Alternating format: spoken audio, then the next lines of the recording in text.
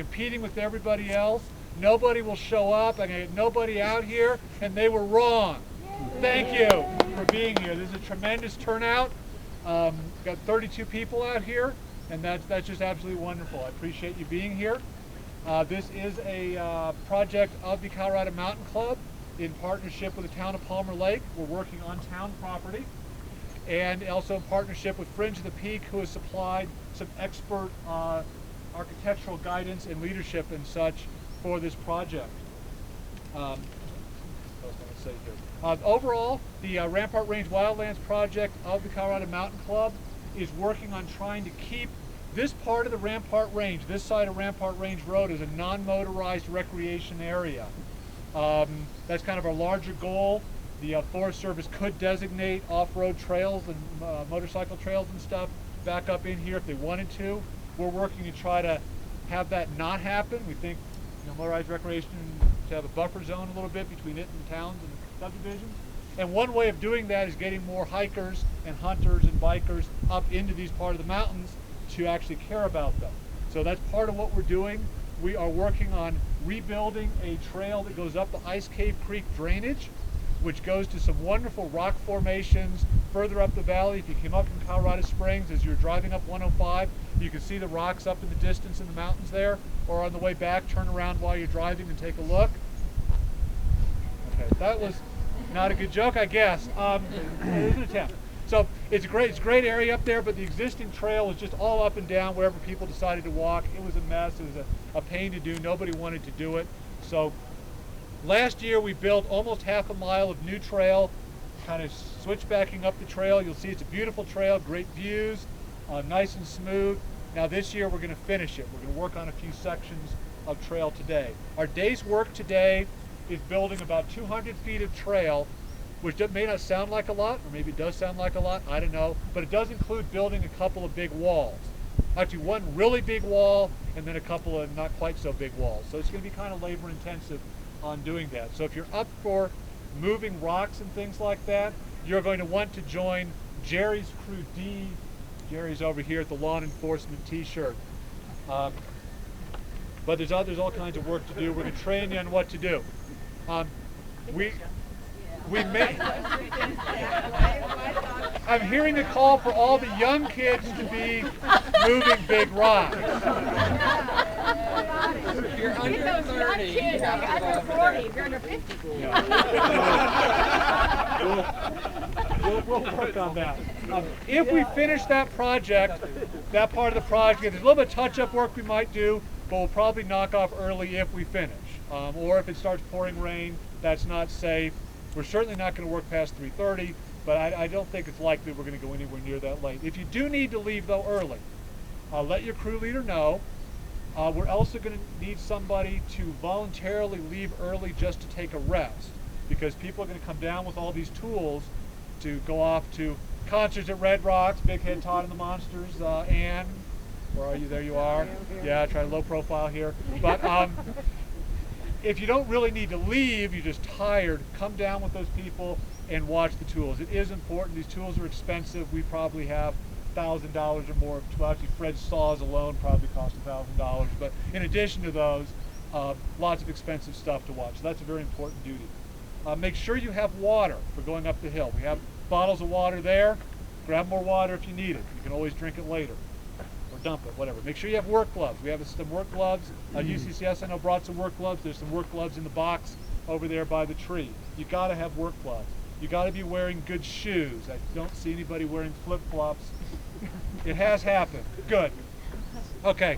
Other than that, just be prepared for a day up on the trail. Sunscreen, snacks, lunch, toilet paper, whatever you decide you're going to need. So the 5 crews we're going to have, most of these crews I'm going to need to have 5 people join the crew, plus the crew leader, except for one of them. I'll tell you which one that is. We're going to can tell you what the crews are. You can think about what crew you think you want to join, and then we're going to break up. Your crew leader will then explain how to safely carry, use, and store the tools. Then we're going to walk up about half a mile to the end of the first reservoir, and then Paul Mead, our trail architect extraordinaire, will explain kind of the concept of how we're building the trail to everybody as a group. You can put your tools down, take a break, and then we'll start up our new trail to there. So the crews are going to be, Jerry Helmke is leading crew D. These aren't in alphabetical order, obviously. That's the crew that's building a very large wall. You're going to be looking all over the place for rocks that are carryable, but big enough to make a wall out of, and then building this wall. It's technical work.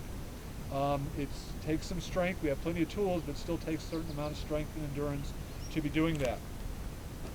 Fred Greist, Fred, over here in the khaki, is in crew A. He's going to be building at least one and possibly two retaining walls along the trail. These are not going to be as massive an effort as Jerry's group, but it is going to involve, again, looking for suitable rocks, placing them and sort of constructing this wall so we can put trail around there, and then filling in behind it with dirt so someplace to walk. I forgot to mention during our section, be sure to save dirt. We need a lot of dirt. Jerry needs a lot of dirt for his section. My crew, crew E, is mostly doing fairly simple tread stuff, but we do have one really big rock to move, so I could use a couple of people who are willing to move a big rock on my crew as well, if you don't mind. Mary and Gary are crew C. Mary, Gary over here. They're going to be working with Jerry on collecting rocks and then building the trail around where the wall is going to be while Jerry's building the actual wall. Finally, Ann, group B. Her group I don't think is going to be moving any big rocks, so we're going to get 17 people on her crew. No, but basic tread, removing some trees, removing some stumps, rerouting around stuff. There certainly will be some work to be involved in there as well. And Ann is leaving by two or so, but so I guess if you're really convinced you're going to leave by 2 as well, you could join her crew, but we're probably going to be done by then anyway. So what I'd like to do now is break up into the crews. I need 5 people for most of the crews. I need 5 people to join Jerry. Far left back there, group D. So 5 people, go with Jerry. Yay, big strong guy. Good boy. Yay. And I'm all yours. 5. There you go. All right. I'm going with Ann. Smaller walls. Smaller walls. Group A with Fred. 5 people to join Fred. First space on the left here. They do have I need one more with Fred. We are moving some. Okay, good. Seriously, I need somebody else. Okay. I'm going to need 5 people on my crew. Again, we got one big rock to move. The rest of it's relatively straightforward. 5 people back there by the E sign back there behind my car. So I'm getting smarter. I'm putting my stuff right by my car. I need one more person back there in that group. Okay. 6 people actually with Mary and Gary's crew, building tread and helping Jerry. They're going to be on the right up there. So 6 people to join them. No, I'm sorry. Still need... No, 5 people. And that's good.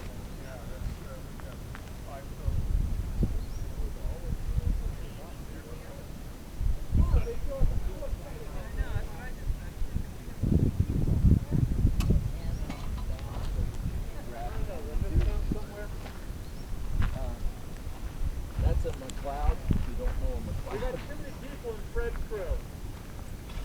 Huh? Roger, are you in Fred's crew? Okay, I need a volunteer to not be on Fred's crew.